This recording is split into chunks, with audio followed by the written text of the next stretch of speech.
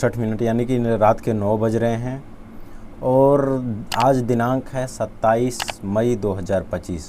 आज के stock market के प्रदर्शन के बारे में हम बात करने वाले हैं। तो आइए आज 27 मई 2025 के भारतीय शेयर बाज़ार के प्रदर्शन का विस्तृत विश्लेषण करते हैं, जिसमें बाज़ार का ओवरऑल मोमेंट, सेक्टोरियल प्रदर्शन, टॉप गेनर्स और लूजर्स, वैश्विक संकेत और आगे की रणनीति शामिल है। तो वीडियो में अंत तक बने रहिए। वीडियो को अभी से लाइक कर दीजिए और चैनल को सब्सक्राइब जरूर कर लीजिए भाई, क्योंकि इसी तरह के वीडियो हम इस चैनल पे लाते रहते हैं आप लोगों के लिए। आज का प्रमुख बाजार प्रदर्शन 27 मई 2025। BSE Sensex 81,551.63। गिरावट की बात करें तो -625 अंक यानी कि 0.76%। NSE निफ्टी 50 की बात करें तो 24,826 रुपये 20 पैसे।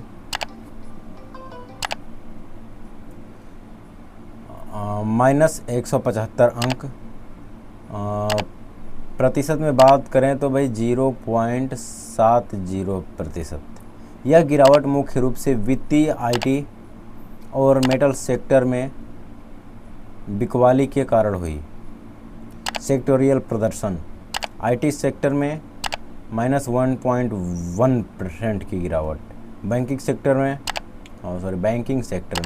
0.09% की गिरावट, फार्मा सेक्टर में हल्की तेज़ी, कुछ शेयरों में लाभ, ऑटोमोबाइल्स में मिला जुलता, ठीक है। किसी शेयर का प्राइस अप गया है, किसी शेयर का डाउन गया है, मतलब मिला जुला के बराबर ही है। PSU बैंक हल्की कमजोरी, एनर्जी स्थिर, ओके, एनर्जी सेक्टर में स्थिरता देखने को मिली है। टॉप लूजर्स की बात करें तो ITC लिमिटेड 2.01%। इन्फोसिस की बात करें तो 1.5% की गिरावट, एक्सिस बैंक 1.2% की गिरावट, HDFC बैंक 1.1% की गिरावट, रिलायंस इंडस्ट्रीज 0.9% की गिरावट। टॉप गेनर्स की बात करें तो अदानी पोर्ट जो है वो 2.3% का प्रॉफिट गेन किया है।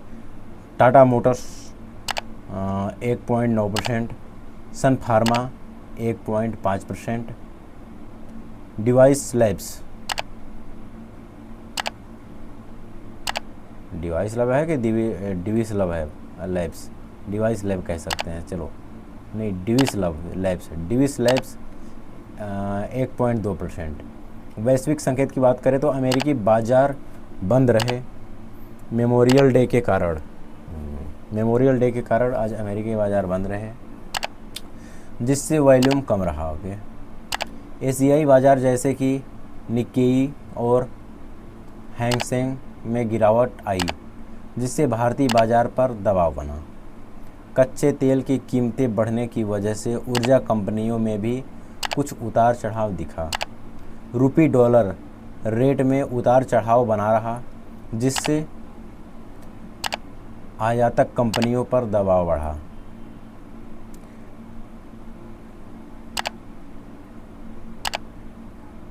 FLLS और DLLS की गतिविधियाँ। FLLS यानी कि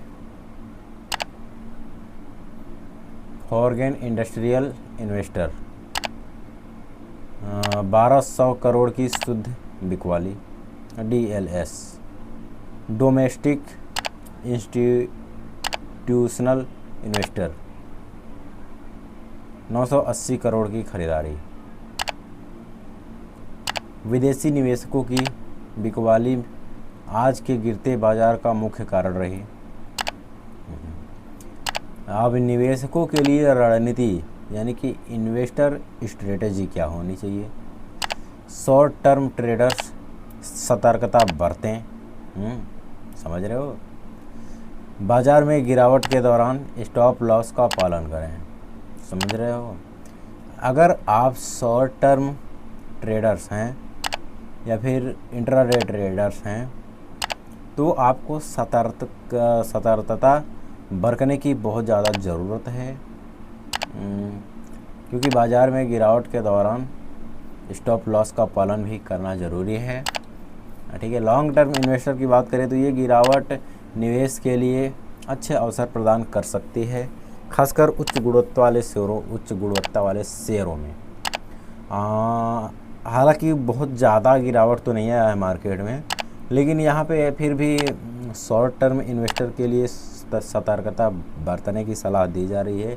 और लॉन्ग टर्म इन्वेस्टर जो हैं वो उच्च गुणवत्ता वाले शेयर में इन्वेस्ट कर सकते हैं। ओके, वॉच लिस्ट बनाएं, आईटी, बैंकिंग और ऑटो सेक्टर पर नज़र रखें, क्योंकि इन क्षेत्रों में गिरावट के बाद रिकवरी की संभावना रहती है। समझ रहे हैं आप? वॉच लिस्ट पहले बना लीजिए और उसमें आईटी, बैंकिंग और ऑटो सेक्टर पर नज़र बना के रखें, क्योंकि इन सेक्टर में गिरावट के बाद रिकवरी की संभावना ज़्यादा रहती है। वॉलेटिलिटी के लिए तैयार रहें। जून के पहले सप्ताह में चुनावी नतीजों से पहले बाजार में उतार चढ़ाव जारी रह सकता है। ओके, समझ में आया आपको? वॉलेटिलिटी पे ध्यान देना है आपको, उसके लिए तैयार रहना है, क्योंकि जून के पहले सप्ताह में चुनावी नतीजों से पहले बाजार में उतार चढ़ाव जारी रह सकता है। अब आगे क्या देखना है? चुनावी नतीजे। जनरल इलेक्शन 2024, जून 2025 में सरकार बनने की प्रक्रिया और स्थायित्व पर बाजार की प्रतिक्रिया। यूएस फेड के ब्याज दर संकेत। यदि ब्याज दरों में कटौती के संकेत मिलते हैं तो उभरते बाजारों को राहत मिल सकती है।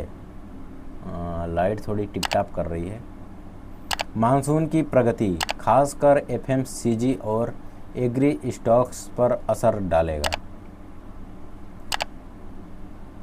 तो यहाँ पे हमने बात करा 27 मई 2025 के अपने इंडियन मार्केट के बारे में कि कैसा परफॉर्मेंस रहा इसका, और इस हिसाब से आप अपना देख लीजिए कि आपको कौन से सेक्टर में पैसे लगाने चाहिए, कौन से सेक्टर में नहीं लगाने चाहिए। किसी भी सेक्टर में पैसे लगाने से पहले आप अच्छे से रिसर्च करें, डीपली एकदम समझें उसको, हर सेक्टर को अच्छे से समझें, हर सेक्टर के हर शेयर को अच्छे से समझें। जिस शेयर में आप पैसे लगाने में इंटरेस्टेड हैं, खास करके उस शेयर को तो पूरा A to Z समझने के बाद ही उसमें पैसे लगाने का फैसला करें। और मेरा काम था आप लोगों को डाटा देना, तो मैंने डाटा दे दिया। अभी आप इसमें पैसे लगाएंगे, किस में पैसे नहीं लगाएंगे वो हमें नहीं पता। मैं कोई सेबी रजिस्टर्ड फाइनेंशियल एडवाइज़र नहीं हूँ। जो मेरा काम था सो मैंने कर दिया। अभी आपका काम है कि आप अच्छे से रिसर्च करें। आपको किसी भी शेयर में पैसे लगाने हैं, किसी भी सेक्टर में पैसे लगाने हैं, तो उस शेयर उस सेक्टर के बारे में अच्छे से रिसर्च करें। उससे जब आप सेटिस्फाइड हो जाएं कि हाँ हमें इस टाइम पे इसमें पैसे लगाने चाहिए, तभी पैसे लगाएं।